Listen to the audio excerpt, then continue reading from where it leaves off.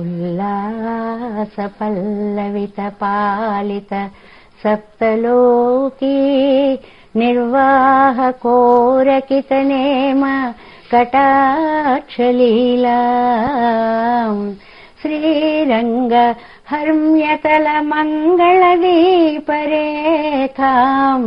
శ్రీరంగరాజ మహిషీం శ్రియమాశ్రయామః.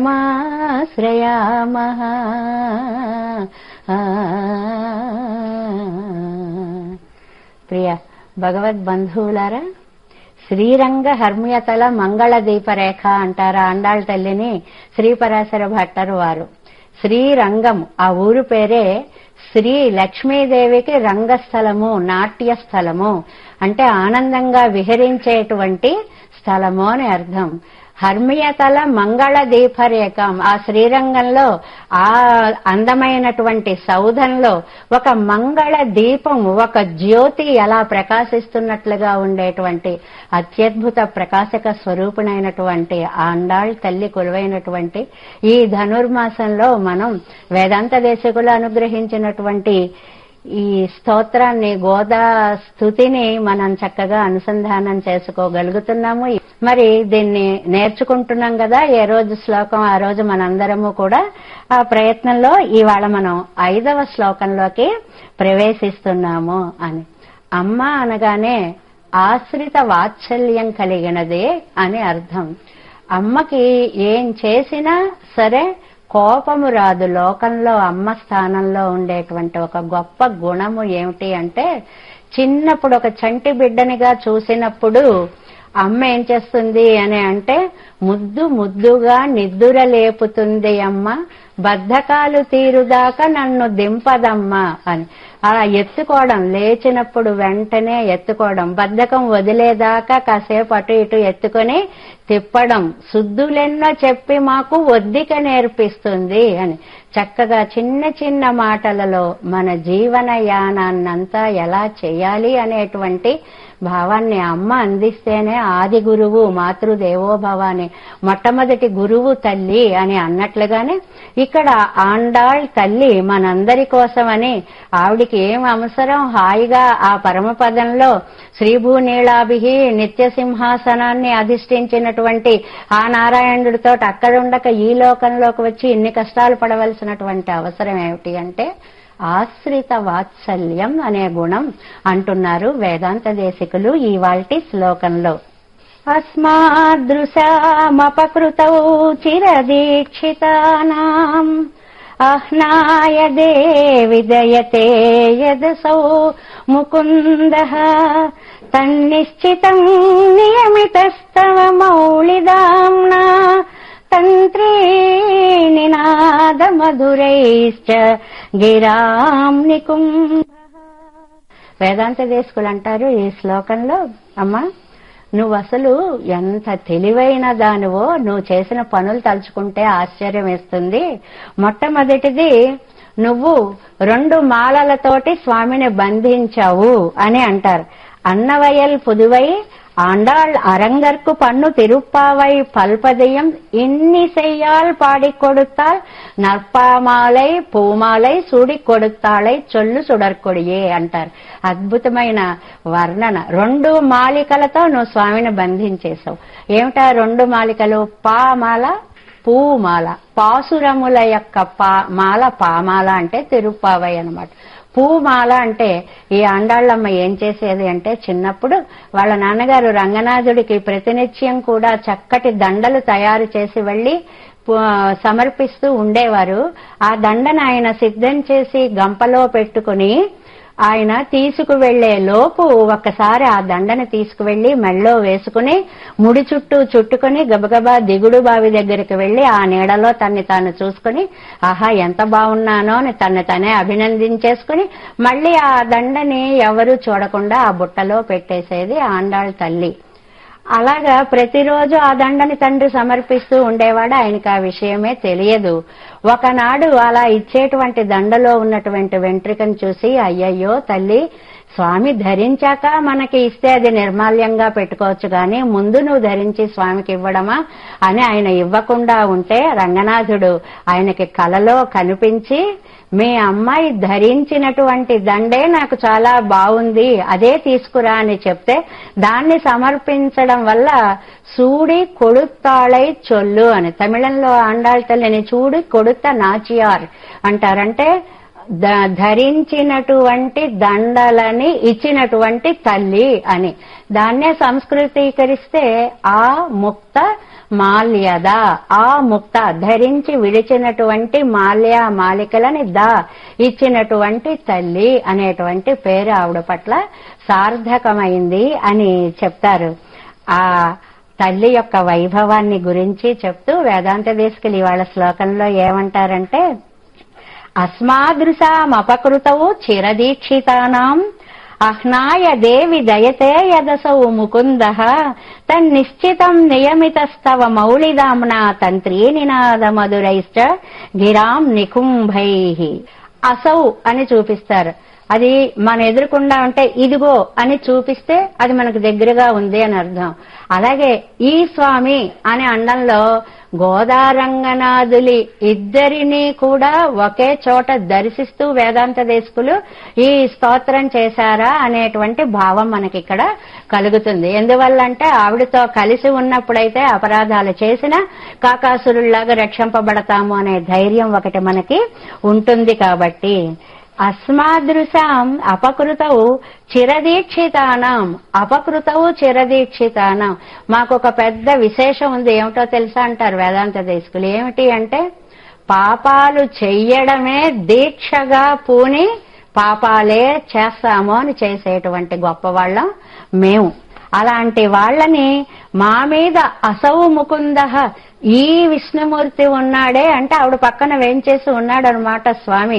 అసౌ ముకుందః దయతే దేవి యత్, దయని వర్షింపచేయడం అనేది ఏదైతే ఉందో తల్లి, తన్నిశ్చితం నియమితస్తవ మౌళిదామ్నా తంత్రి నినాద మధురైశ్చ గిరాం, ఎలాంటి బంధనకి నువ్వు ఆయన బంధించావు అని అంటే, చక్కగా తంత్రి నినాద మధురై, వేణను తీసుకుని చాలా శృతిబద్ధంగా ఇన్ని సేయాల్ పాడికొడుతాள் అన్నట్లుగా మధురంగా వాయిస్తూ ఉంటే శ్రవణ సుభగంగా ఉంటుంది, చాలా ఆనందంగా ఉంటుంది. అందుకనే మహారాజాది రాజులందరూ కూడా నిద్రపోయేటువంటి సమయంలో బయట వాళ్ళకి ఆ కాలంకి సంబంధించినటువంటి, ఆ సమయానికి సంబంధించినటువంటి రాగాలన్నీ వినిపిస్తారు అన్నమాట. అలాంటి రాగాలను వినిపించావు, అలాంటి పాటలు నువ్వు పాడావు. అంతేకాదు మౌళిదామ్న, నీ శిరస్సులో పెట్టుకున్నటువంటి దండ చేత నువ్వు అంటే పూమాల చేత బంధించావు, పామాల పాసురమల మాల చేత కూడా నువ్వు స్వామిని బందీకృతుణ్ణి చేశావు అని. ఆ స్వామికి ఏం పేరు పెట్టారు ఇక్కడ? ముకుందః అని పేరు పెట్టారు. ముకుందః అంటే మోక్షం ఇచ్చేవాడు అని మనం చెప్పుకుంటూ ఉంటాం కదా. ఎలాగా? ముఖమిచ్చవ్యయం మాంతం నిర్వాణం మోక్షవాచకం యస్తద్దదాతి భక్తేభ్యో ముకుందస్తేన కీర్తితః. ఎందుకు ఆయనకి ముకుంద అని పేరు వచ్చింది అంటే, భక్తులందరికీ కూడా ఆ మోక్షాన్ని ఇవ్వగలిగినటువంటి ఏకైక దైవం కాబట్టి ఈయనకి ముకుందుడు అనేటువంటి పేరు వచ్చింది.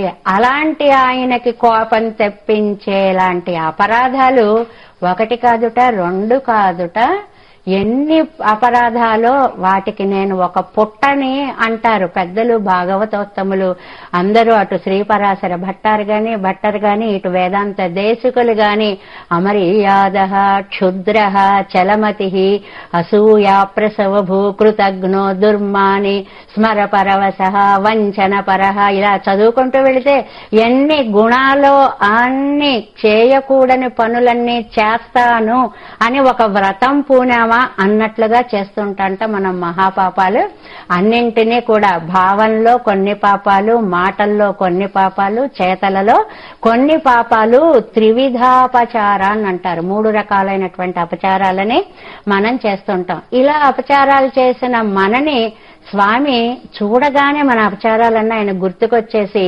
క్షిపామి, తోసి పాడేస్తా నరకాల్లోకి, వెళ్ళిపో అనబోతాడట. అలా అనబోయే సమయానికి అమ్మ గుండెల మీద నుంచి కపటాత్ములని ఎంచవు, శరణన్న వారి అపరాధాల కేసు అసలు చూడనే నువ్వు చూడవు అని. అప్పుడు అపరిమితమైన నిర్హేతుకమైన కృప, నిర్హేతుకం, ఇగో ఈ కారణం వల్ల నేనేమి దయ చూపిస్తున్నాను అని కారణం ఏం ఉండక్కర్లేదు.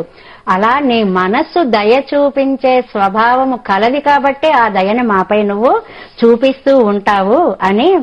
అదే మనకి సోచ్చిష్టాయాం స్రజి నిగళితం యా బలాత్కృత్య భుంతే గోదాతస్యై నమైదమిదం భూయ ఏవాస్తు భూయః అని అంటారు కదా. స్వ ఉచ్చిష్టాయాం స్రజి నిగళితం, స్వ ఉచ్చిష్టాయాం తాను ముడిచి ధరించి తీసివేసినటువంటి స్రజి మాలతోటి నిగళితం కట్టబడినటువంటి వాడు స్వామి అని. అంటే ముడిచి విడిచిన దండలని స్వామికి అర్పించినటువంటి తల్లిగా ఆ నామాన్ని గురించి చెప్తూ, తాను స్వామిని వలచి ఆయన చేత వలపింపబడి ఆయన్ని చేపట్టినటువంటి తల్లిగా మనకి ఆండాళ్ తల్లి చరిత్ర చెప్తోంది. మిగిలిన అవతారాలంతా కూడా దైవత్వానికి మారుపేరుగా, మహిమలకి మారుపేరుగా కనిపిస్తే ఈ ఆండాళ్ తల్లి అవతారం ప్రత్యక్షంగా కంటికి కనపడిన వాళ్ళు ఏమిటి? ఒక మనిషి నిర్మలమైన ప్రేమతో భగవత్తత్వాన్ని ఒక మనిషిగా దర్శింప చేసుకొని వివాహమాడవచ్చు, భగవంతుడు మనుషులని తన దగ్గరకు తీసుకుంటాడు అని లోకానికి తన వివాహ ప్రక్రియ ద్వారా చాటి చెప్పినటువంటి భక్తి ఆండాళ్ తల్లి యొక్క భక్తి సిద్ధాంతం. మన మనుషులు భగవంతుల్లో ఎలా కలుస్తారు అనే వృత్తాంతాన్ని నిరూపించినటువంటి తల్లి ఆండాళ్ తల్లి. ఈ కలికాలంలో సాధ్యము, భక్తికి అసాధ్యమైనది ఏమీ లేదు అని నిరూపించినటువంటి వృత్తాంతం ఆండాళ్ తల్లి యొక్క వృత్తాంతాన్ని చెప్తూ ఈవిడ ఏం చేస్తుందంటే, కుటుంబంలో ఉన్నటువంటి గృహిణి అటు భర్తకి కోపం రాకుండా, ఇటు సంతానంకి దూరం కాకుండా ఇద్దరిని కూడా ఏకకాలంలో ఆనందమయులని చేయడానికి ఎలాంటి ప్రయత్నం చేస్తుందో అలాగే ఆండాళ్ తల్లి కూడా మీరు ఇలా చేయండి, ఇలా చేయండి అంటూ లోకంలో ఉన్న అందరి గురించి వయత్తు వాజ్వీర్గాళ్ నామున్ నం బావైక్కు సెయ్యం కిరిసైగల్ కేళీరో అని లోకంలో ఉన్న జనులారా అంటుంది. అది ఒక ప్రాంతానికో, ఒక జాతికో, ఒక మతానికో నియమితంగా చెప్పినటువంటి కాదు. ఈ లోకంలో ఉన్నటువంటి వాళ్ళలారా అంటే అందరూ ఇది చేయడానికి అర్హులే. ఆకలి వేసిన ప్రతివాడు అన్నం తినడానికి అర్హుడే అన్నట్లుగా లోకంలో ఉన్న వాళ్ళందరూ ఈ స్త్రీ వ్రతము చేయడానికి అర్హులే అనేటువంటి సత్యాన్ని చెప్తూ అంత ఔదార్యాన్ని చూపించినటువంటి యొక్క తల్లి స్వభావం పత్నిత్వ ప్రయుక్తం. అంటే భార్యగా ఆవిడ భర్తని సంతోష పెట్టడంలో ఏ ఏ పనులని ఎలా ఎలా సరిదిద్దుకుంటూ వచ్చింది. మాతృత్వ ప్రయోగము అనగానే తల్లిగా పిల్లలకి ఆనందం కలిగించడానికి మాతృమూర్తి స్థానంలో ఆవిడ ఎలా నిలబడింది. ఆ సమయంలో పురుషకార స్వరూపిణిగా అంటే కిమేతత్ నిర్దోషః జగతి ఇతి త్వముచితైః ఉపాయైః విస్మార్య స్వజనయసి మాతా తదసినః అని. ఆయన ఏదైనా కోపిస్తూ ఉంటే ఏంటండి కోప్పడతారు, ఏం మీరు చిన్నప్పుడు ఎప్పుడు ఏం చేయలేదా అని లోకంలో తల్లి పిల్లల్ని వెనకేసుకుని వచ్చి మీ చిన్నప్పుడు ఏం చేశారంటే మీరు ఇలాగే చేశారట కదా అని అడిగి ఆ కోపాన్ని తగ్గించే ప్రయత్నంలో ఆయన్ని కూడా నవ్వింపచేసి సంతానాన్ని క్షమించేటువంటి ఆహ్లాదకర వాతావరణాన్ని అమ్మ ఒక కుటుంబంలో ఎలాగా చేస్తుందో అలాగే లోకజనని అయినటువంటి ఆండాళ్ తల్లి కూడా భగవంతుడి యొక్క కోపాన్ని దూరం చేసి జీవుణ్ణి భగవంతుడికి దగ్గర చేయడానికి చేసేటువంటి ఒక అద్భుత ప్రయత్నంగా. అంటే ఏమిటి అంటే సాన శ్రీ ఆస్తృణీతాం అమృత లహరిధి లంఘనీయై అపాంగై అని అంటారు మనకి శ్రీపరాశర భట్టర్ శ్రీగుణ రత్నకోశము అనేటువంటి ఒక అద్భుతమైనటువంటి గ్రంథంలో. ఎందుకని అసలు ఈ సృష్టికి బ్రహ్మగారి సృష్టికి వేదాలు ఎలా మూలంగా నిలిచాయో అలాగే విష్ణుమూర్తి గారి పరిపాలనకి అమ్మగారి కనుబొమ్మలు యొక్క కదలికలే మూల కారణం అయ్యాయి. భ్రూభంగా ప్రమాణం స్థిరచర రచన తారతమ్యే మురారేహే. మురారి యొక్క ఈ సృష్టి కార్యానికి ఆవిడ కనుబొమ్మల యొక్క కదలికలు, అంటే నోరు విప్పి చెప్పవలసిన అవసరం కూడా లేకుండా కళ్లతోటే శాసించింది జగన్మాత అని చెప్పినట్లుగా ఈ తల్లి తంత్రీ నినాద మధురైహి, వేణు నిక్వాణములాగా అందమైనటువంటి తీయటువంటి పలుకులతోటి తండ్రిని ఆనందింపచేసినటువంటి ఆ ఆండాళ్ తల్లిని వేదాంత దేశికులు ఆవిడ యొక్క ఆ తల్లి స్థానానికి ఆ పత్ని స్థానానికి కూడా చేతులు మోడిచి నమస్కరిస్తూ, తల్లి అలాంటి నీ సంతానం అని చెప్పుకోవడానికి మేమందరం కూడా ఎంత అదృష్టం చేసుకున్నాము. ఈ ధనుర్మాస వ్రతాన్ని అద్భుతంగా మేమందరం కూడా చేసుకుని ఆనందం పొందుతాము అని అంటూ ఈ గోదా స్తోత్రాన్ని మనకి అందించారు. మనం కూడా ఆ వ్రతాన్ని ఆనందంగా చేసుకునే ప్రయత్నం చేద్దాం. ఓం నమో